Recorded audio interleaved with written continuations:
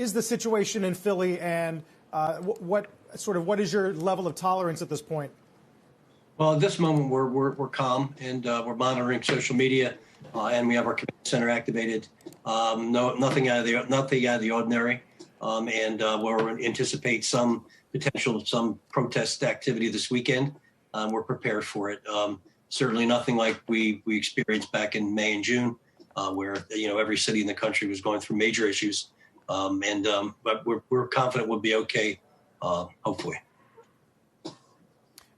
Is it your sense right now that as we get through the next 13 days before inauguration, that we have seen the worst, that this has repulsed enough people to where this behavior would not be repeated? Or do you think you're going to be on high alert for the next 2 weeks?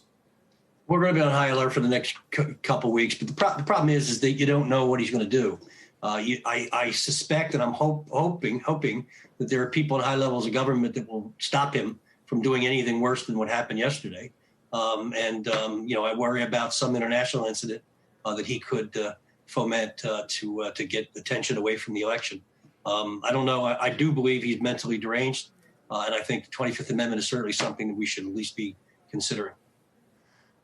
Mayor Kenney, I'm just curious if the city is on high alert right now. Obviously, that takes. I wouldn't say high alert. Okay. I wouldn't say high alert. You're on alert. You're on alert. And certainly, it's a city that has seen its fair share of protests and the like over the past year in general as well. I'm wondering, the resources that requires, does that have any kind of impact on vaccine rollout? What does that do to your ability and your efforts to try and roll out vaccines as quickly as possible?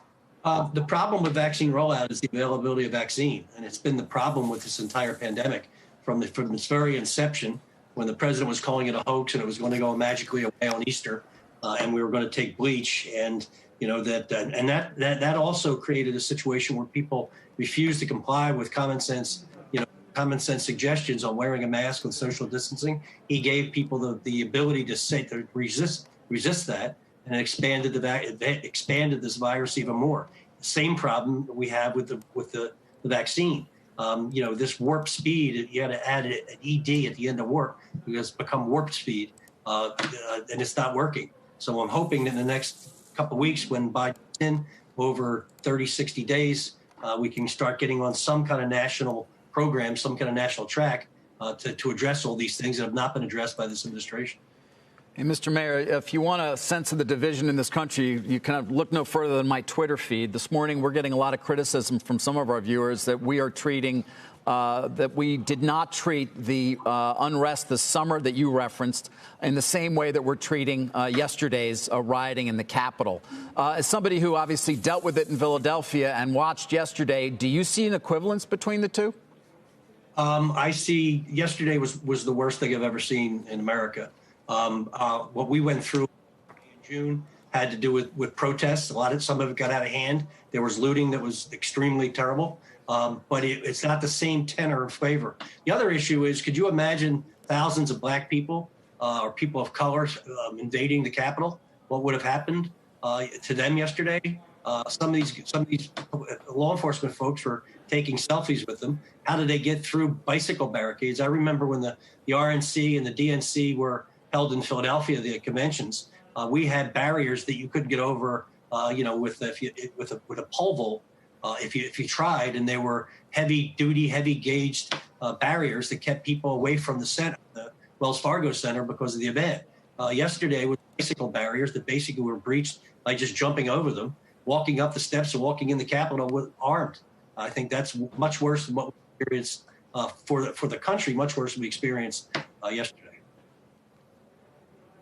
As we're talking, Facebook is out with a post, Mr. Mayor, saying that they are going to indefinitely now block or put restrictions on the president's account, at least through the end of the presidency. So we'll see what kind of impact that has. I'm sorry to flip-flop back and forth between subjects. What does it tell you? Been banned from Twitter. I mean, the president of the United States has been banned from Facebook and Twitter. I mean, first of all, I think social media, honestly, has been the downward spiral of a lot of the problems we have in this country.